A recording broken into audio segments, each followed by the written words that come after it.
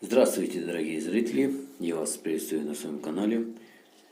Всем давно известно, что оплату патентов и продление регистрации на территории Российской Федерации для всех иностранных граждан приостановили на срок с 15.03 до 2020 марта до 15.06.2020 года. Июнь месяца.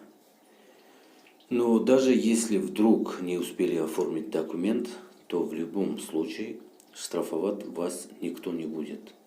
В этот период нельзя штрафовать и выносить решение о выдворении из страны, если вы, конечно, ничего не нарушили.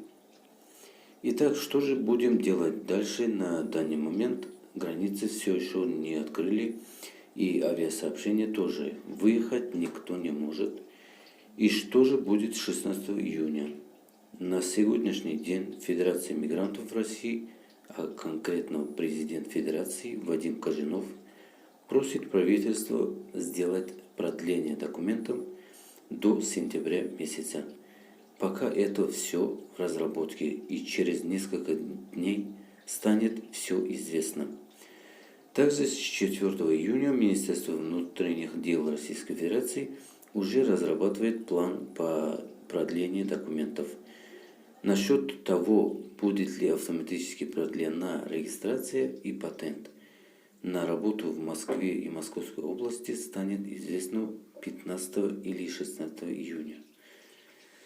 Я лично обращаюсь к отделению МФЦ по месту регистрации и все-таки уточню, как поступать в данной ситуации. Будем надеяться, дорогие зрители, что образуется все-таки Путин пойдет нам на уступки и все будет хорошо. Если вам понравилось мое видео, было полезно, подписывайтесь на мой канал, ставьте лайки и обязательно пишите в комментариях.